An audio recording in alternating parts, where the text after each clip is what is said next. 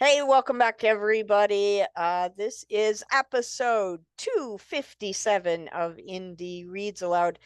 And my good friend Tom McAuliffe is joining us back on the program again. He's going to read another of his fabulous books for us. Welcome, Tom. Good to have you here. Happy holidays, Merry Christmas. Getting ready for the big day here. I got all the colors are flying. The fire is going, and Fires are my important this time of imagination year. is in overdrive as usual. Fantastic. Good Um, to see you. You've been traveling a lot yourself. You just came back from that big festival, and Yeah, I've been having a really good time, and the sun is coming through my windshield. Yeah, I've been having a really good time running around, meeting readers, meeting authors, just having a great time.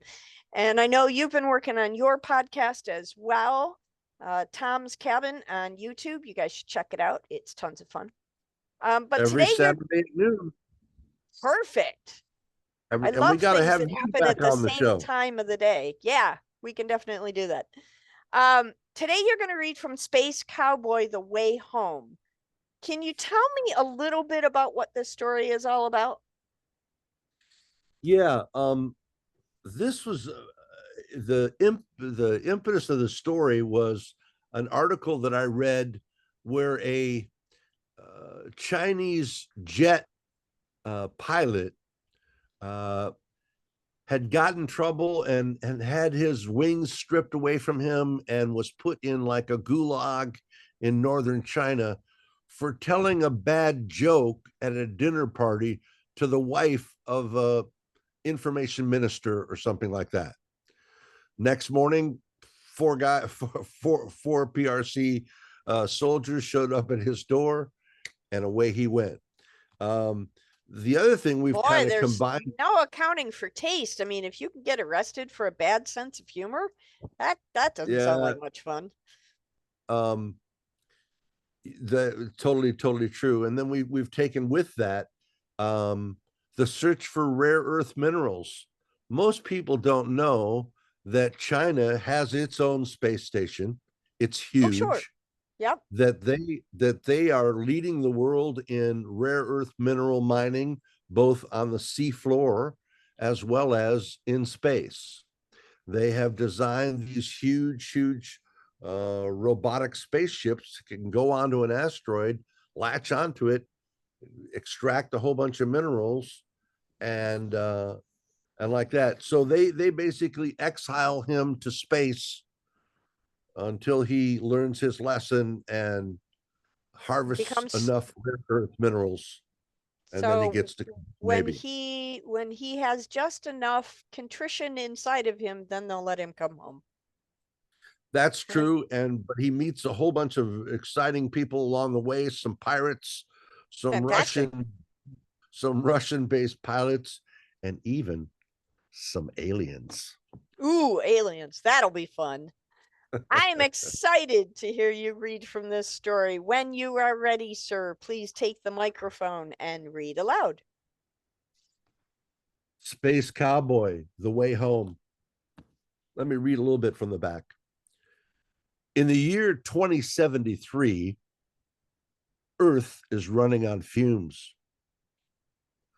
The oceans have slowed, the skies have dulled, and rare earth minerals, the backbone of the digital age, are all but gone.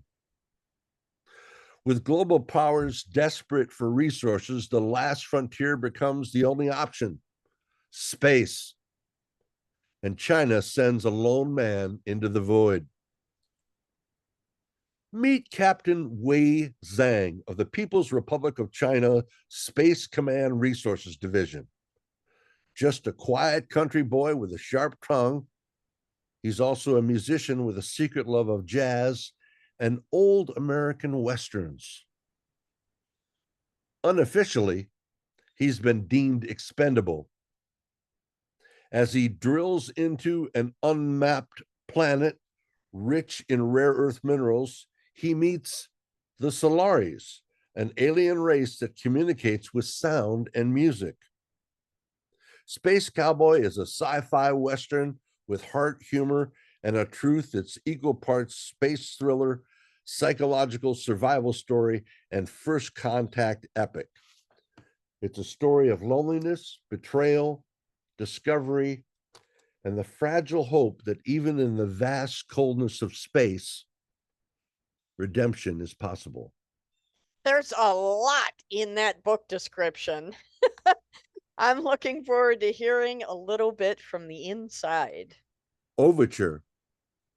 Captain Wei Zhang of the PRC stood at the observation port of the CV Bounty. Staring out at the dark expanse of space, his fingers drummed lightly against the steel railing. The sound of the ship's hum filled the silence around him. The stars beyond seemed cold and indifferent to his presence, just another drop in the endless void. He didn't care about the stars.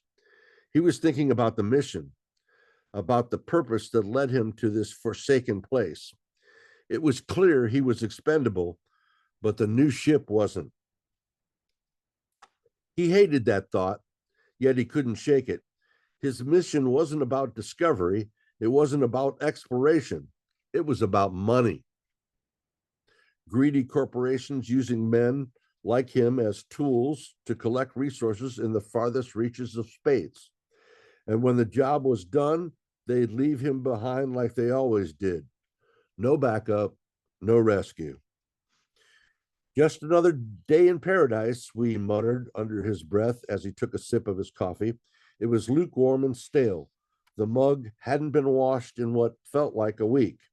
It tasted bitter, just like the situation.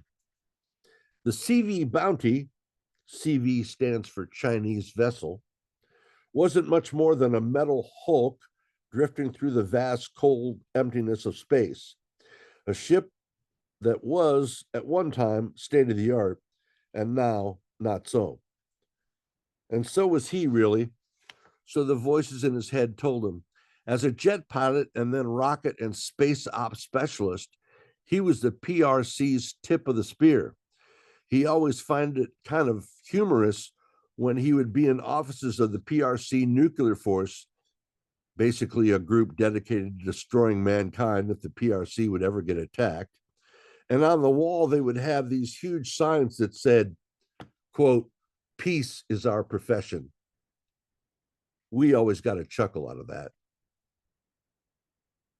He tapped a few buttons and pulled up internal logs, redacted briefings, dead drop intelligence from other ships, pirates probably or worse, corporate scouts looking for a reason to blow up the competition. Let me just go through. See, I want to talk about um, Rochester, his bot. Um, his bot is named after a character in the Jack Benny show from the 1950s, which we is also a big fan of 1950s television as well as Westerns. He actually has a cowboy hat, and we see some pictures of that.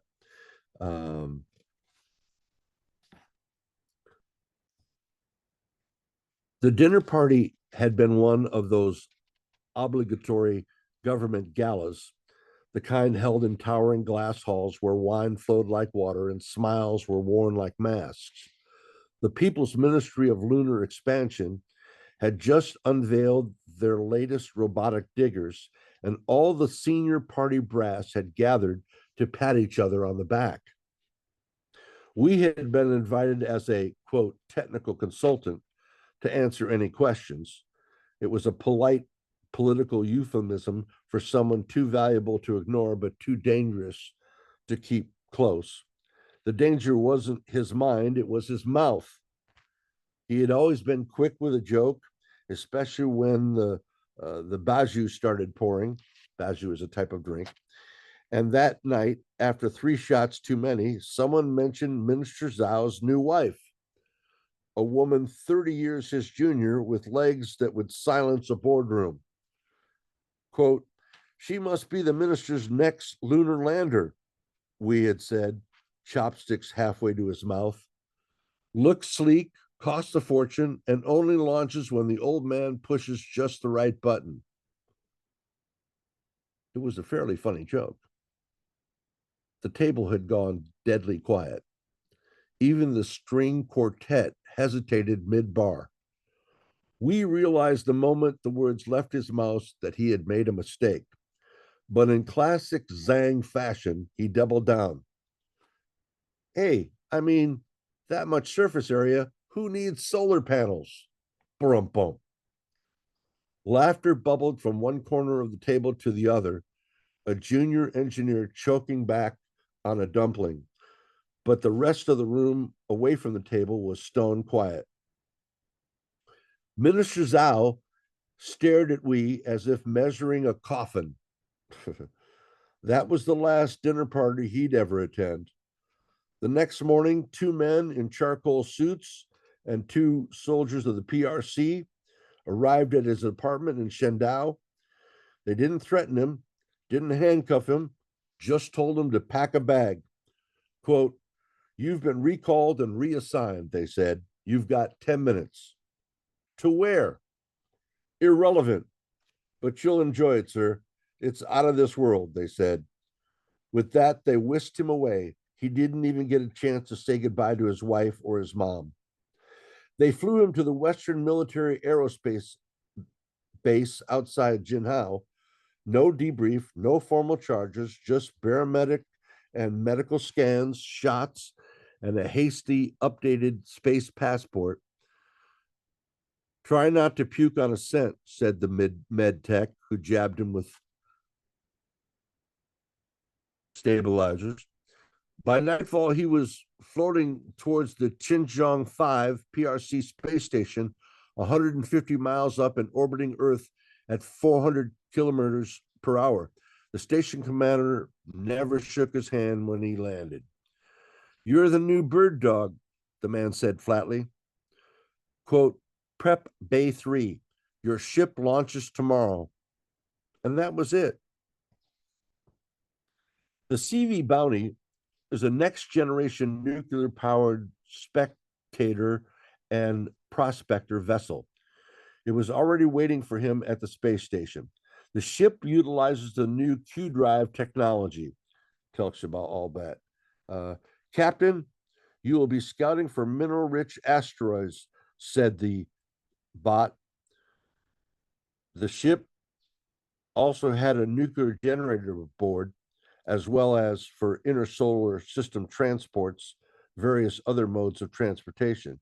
It sat there fully stocked, lightly armed, and equipped with Rochester, an AI assistant bot with a saucy attitude, but it still had better social skills than half of Beijing and the PRC general staff. Quote, "Captain, you will be scouting for mineral rich asteroids," it said. "Your findings will be transmitted to harvesting teams. Your success will determine your duration."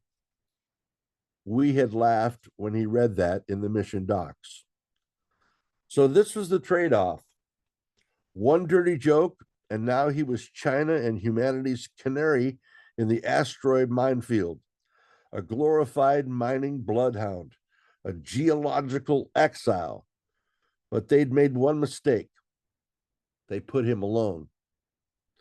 No handlers, no propaganda officers, no censors, just we, an AI bot named Rochester, a ship named Bounty, and the endless darkness. But the truth was, he liked it.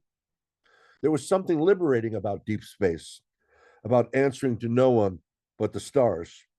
No more politics, no fake dinners, no wives with too much plastic surgery and too little personality.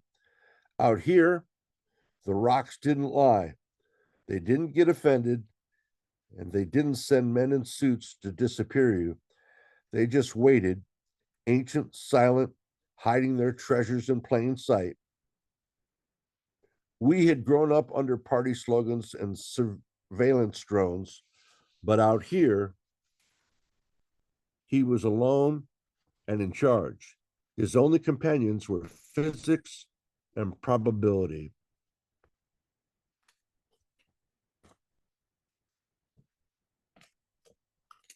We walked slowly through the ship, his boots making gentle clunks against the magnetized floor panels. The ship was quiet, but not silent. She hummed softly, like a contented animal. We ran a hand along the curved wall, admiring the design. The CV Bounty was state of the art, a little worn, but still a marvel of composite alloys, solar mesh shielding, and redundant AI core programming. The Chinese government had poured billions into this vessel and many others, but they'd handed the keys to a irreverent, washed-up pilot, a cynic who played jazz guitar and couldn't keep his mouth shut at meetings. Quote, "Morning, Rochester," the new captain said aloud. Quote, "It's not morning, sir," the voice replied. "Also not evening. Sir, we're in deep space. Time is an illusion," the bot asserted. "And yet you mark it," he said. "Because you've programmed me to," Rochester said. We grinned. "Don't get cheeky, computer." Quote, "Cheeky is literally my baseline, boss," Rochester offered.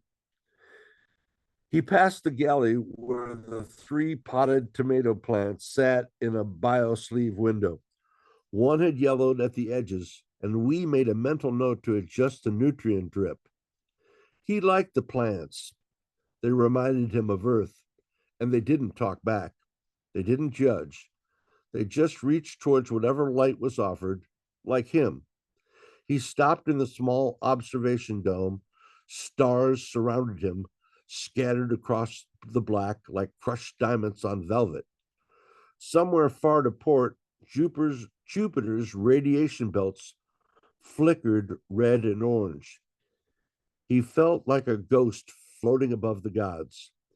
He took the guitar off the wall. It was a beat up Gibson 335 jazz guitar with a slightly warped bridge and a cracked pickguard, but he played it like butter. His grandfather had smuggled it out of Hong Kong before the flood, and somehow it had survived 3 forced government relocations, a house fire, and the Chinese Civil War. Now it lived among the stars just like him. He strummed an open D minor. The note hung in the air like a prayer. There was something about that chord. It had come to him during a dream on day 19 of the mission. He'd woken up in a cold sweat, sat bolt upright, and played it before even brushing his teeth. Since then, he'd played that note and that chord daily. It resonated, not just inside the ship, but inside him. Rochester spoke again, more quietly this time. "Commander, there's a transmission in the lower band range, non-human pattern, origin unknown." We blinked. Can you please define what you mean by non-human?" Quote, "It's a harmonic structure, sir, not speech, not binary, frequency based, and very, very old," said Rochester. "Could it be a natural anomaly?" we asked.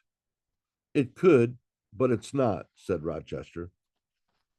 We put the guitar down. His heart started to race. After 60 days of silence, 67 to be exact, and silence and canned reports and oxygen scrub logs and no sign of intelligent life, something had just said hello. And it hadn't used words, it had used music.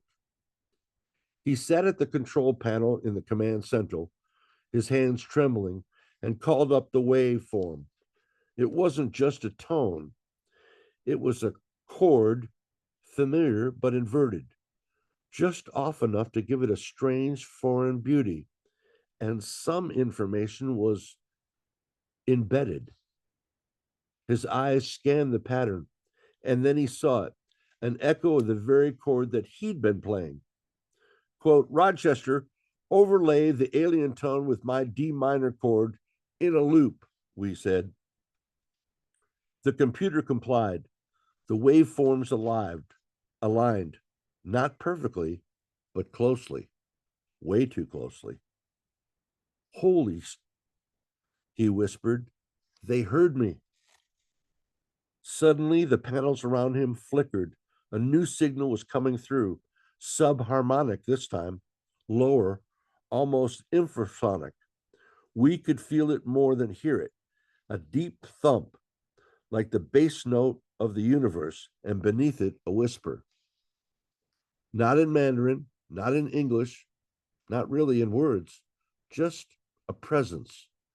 He stood up, staggered. The hum passed through his body, rattling his bones. Rochester, shut it down, we commanded. I can't, it said. What do you mean you can't? He asked. It's not coming from outside anymore. We froze. Say again?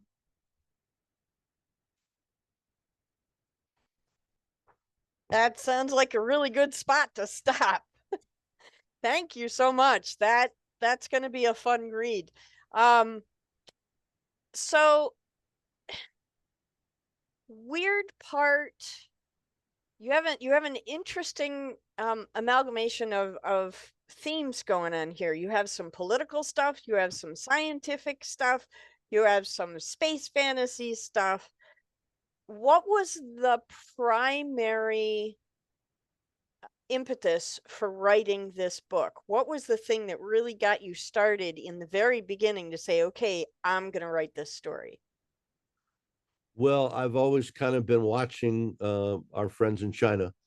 I am concerned about. I wrote a book called The Taiwan Ultimatum, and I am concerned about that government. It's shocking to me that we live in a day and age in this modern world that we still have what 12 billion people under a oppressive government. And this story that I read, like I say, in the newspaper about the Chinese pilot telling the bad joke and being sent to the Being gulag. disappeared. So, Yeah. boy, that's a Yeah. tough audience. That's a tough crowd. Yeah, absolutely. Yeah. S- That and rare earth minerals. How um how beholden we are. I mean, and then that's kind of the other thing. It's kind of hard to fight with your banker. well, sure. Yeah, that's very true. You know, America, China owns a lot of this country, ports, airports, shopping Right. centers, Right. manufacturing, unbelievable. And I personally think that that's a mistake from a political standpoint. But Well, and we all have our different opinions on that. So we're not going to get into the political discussion, but what I do want to know is what was the most difficult part about writing for outer space? What did you find was your biggest science fiction challenge when you were writing about space, living in space, and then encountering aliens? yeah, it's exactly that of living in space. How do they go to the bathroom? How do they eat? How do you deal with the claustrophobicness of just being in a capsule like that for extended periods of time? Muscles. How do you keep your muscles tone up in Right. space with zero gravity? And I try to in all of my novels really do thorough, and that's because of my background on the nonfiction side of the house in magazines and in the Sure. Navy in Combat Camera Group. I really try hard to have well researched books that if somebody says, "Hey, is that real? I mean, do they really, go to the bathroom That way. that way?" Right. Um, yeah, Right. Awesome. So you're doing something special for our listeners today, and I'm very grateful. You're giving away 3 copies of this book, Space Cowboy, which is super exciting. And so anybody who is tuning in today, listening either on Spotify or YouTube, um, you can register to win one of these 3 copies. All you have to do is send an email to Tom at bookinfo@nextstopparadise.com and tell him in your email the name of the robot, the name of the bot that we encountered in his reading today. And if you can tell Tom, if you're one of the first 3 people who can send that email to Tom and let him know the name of the robot, he will autograph a copy and get it in the mail to you. Also, don't forget to include your mailing address in that email so he knows where to send that copy of the book. Thank you, Tom, for another fun reading, and good luck, everybody, on winning a new copy of the book. Thank you so much. Happy holidays. Thank And you. thanks for all you're doing for independent publishing. We really appreciate it. God bless you. My pleasure. Thank you. Have a great holiday season.